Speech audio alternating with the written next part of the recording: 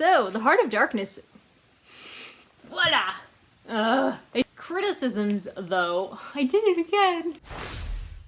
Hello, this is Christy Lewis from Dostoevsky in Space, and today I am here with a review of The Heart of Darkness and the corresponding literary criticism from Chinua Achebe. He wrote an essay called An Image of Africa. It's a critique of this book, essentially saying Conrad is a racist and we shouldn't be revering this book anymore because it perpetuates stereotypes about Africa and Africans that are damaging, and it can't be a book of extraordinary insight if it's so obviously flawed. Is he right? Hello there, Editing Christy breaking in, and I'm just letting you guys know that this video ended up being so long because this book and essay were so interesting that I had to cut the video in half so that we could still have a good quality of video here. Just a warning, so I actually read this because AJ MacDonald was doing a readathon in January called Cancelathon, which is kind of like a lighthearted, somewhat critique of cancel culture, which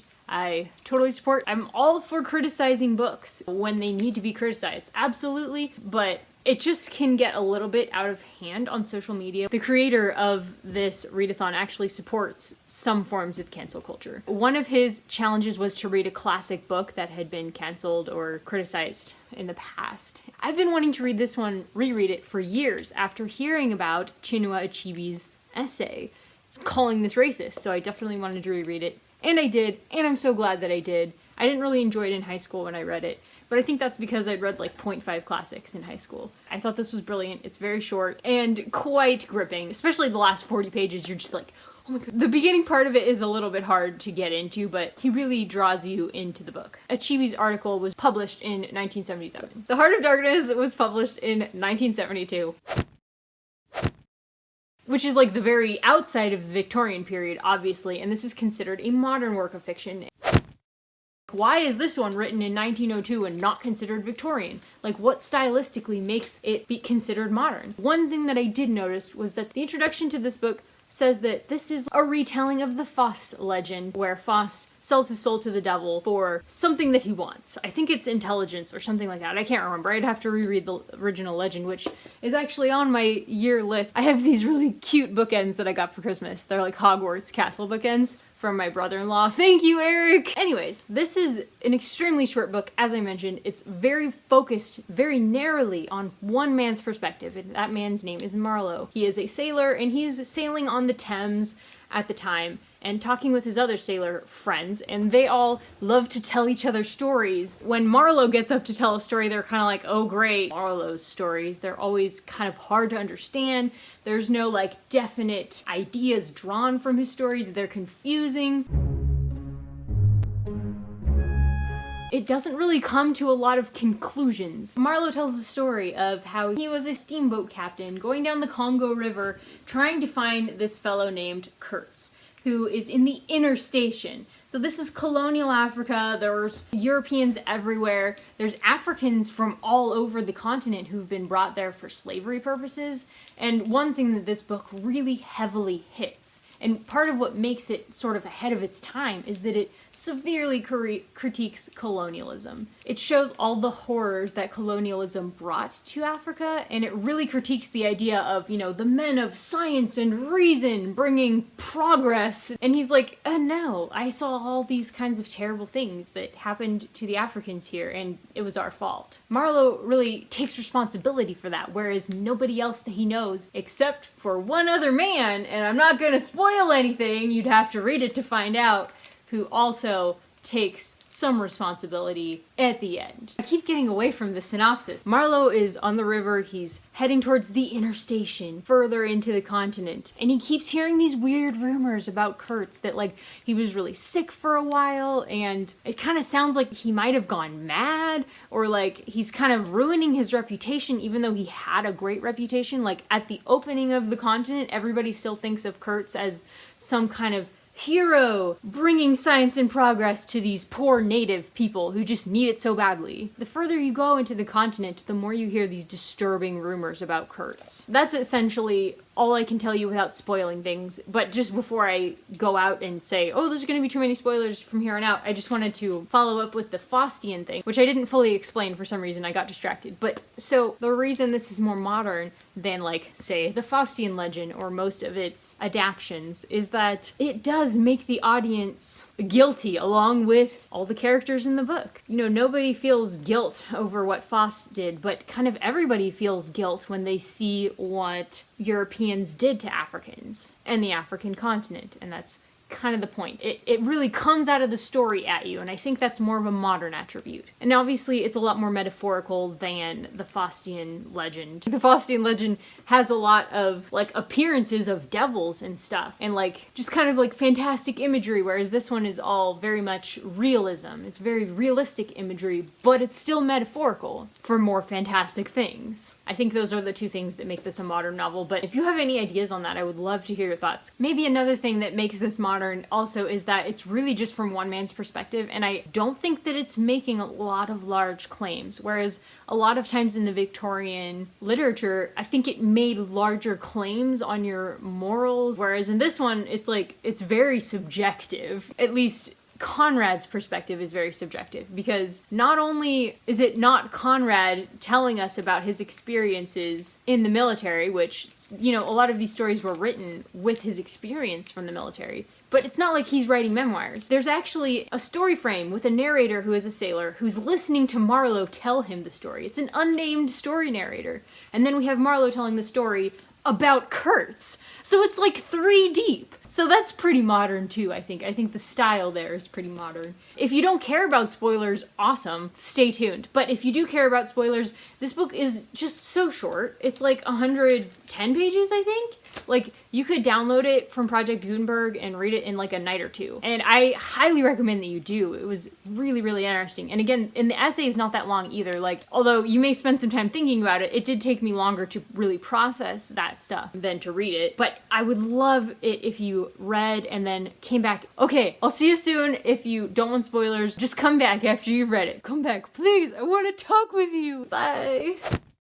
Obviously, Marlow makes a huge point of expressing his disgust and distress with the effects of colonialism on the African continent. That is not in dispute. The fact that there's kind of a confusion about Kurtz is another part of what makes it so inconclusive, because Kurtz is obviously supposed to be this great emissary of science and progress, and we find out, no, he's actually just killing the natives and stealing their ivory. Like, he's like the most corrupt human being. But Marlow clearly kind of admires Kurtz as well, because in the end, he recognizes the horror of what he's done. And nobody else Marlow meets really thinks about that. Nobody else takes responsibility for what the Europeans have done to the Africans. And it's really interesting that Marlow didn't get kind of pulled into the Kurtz thing like the other follower of Kurtz did, but he also did have a moral reaction to the immorality he was seeing, unlike most of the people who were just like, this Kurtz fellow is like such an embarrassment.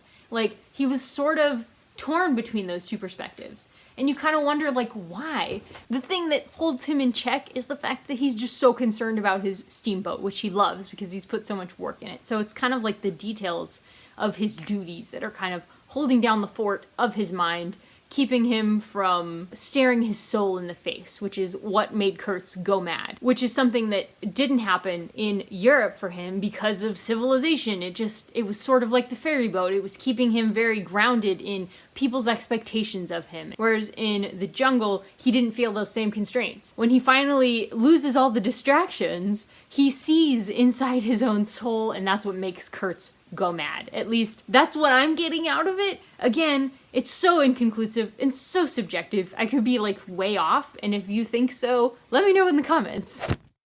One of Achebe's criticisms is that Marlow doesn't let the Africans actually speak about the atrocities that are happening to them. It's always Marlow doing the talking, but I actually think it's a bit of a strength of Conrad to not be talking over the natives and trying to like say, oh, and this is what they say and how they feel. It's like, how would he really know? Wouldn't Achebe have then called that like Euro-splaining or something? He can only express so many perspectives in a short book, and maybe that's why he kept it so short. It's because he knows I can only share one perspective on this, because that's all I know. Kind of the more perspectives in a book that you let into the book, the more you're trying for objectivism.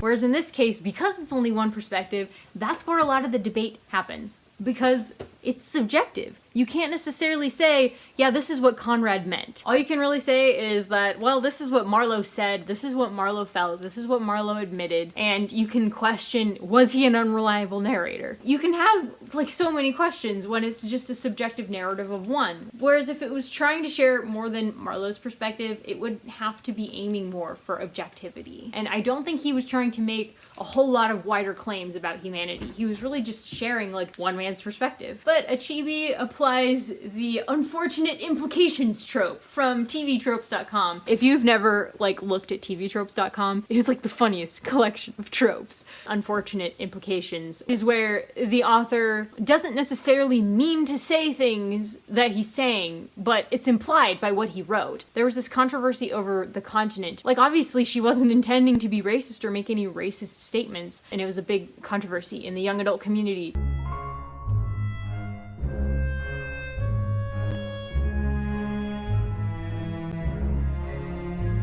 Just the way that she had her skin color distribution in the book and the way she had different countries going to war with each other, it had some unfortunate implications about racism and imperialism. And she didn't mean for that to be the case, but regardless, some people were offended. And there we have unfortunate implications. Achebe doesn't think that everything that Conrad wrote was on accident, necessarily. He and other authors tend to see, oh, there was some purposeful racist thought being introduced here, sneaked in there, and I don't really think that's the case. I honestly just think that Conrad didn't speak the African languages, and he didn't have the benefit of books like Guns, Germs, and Steel to kind of tell you, well, actually, these natives do have their own language, they have their own culture, they have these beautiful African masks, which I didn't actually know about until I read Chinua Achebe's essay. But anyway, they have these complex systems of life, and you have to be pretty smart to survive off the land in a jungle. Like, probably smarter than your average city dweller. It's just different from what Conrad or Marlow knew. But Achebe didn't see it that way. He really thought that Conrad was setting Africa up as a foil to Europe, where Africa is a place of savagery and darkness, as opposed to the light of civilization in Europe. Now, I do have a few beefs with Achebe's interpretation, and I really appreciate this essay even though I have the beefs with it, because I wouldn't have really known what to think without that kind of guiding influence. I've only really read his perspective and the introductory perspective from here because I don't remember anything from high school.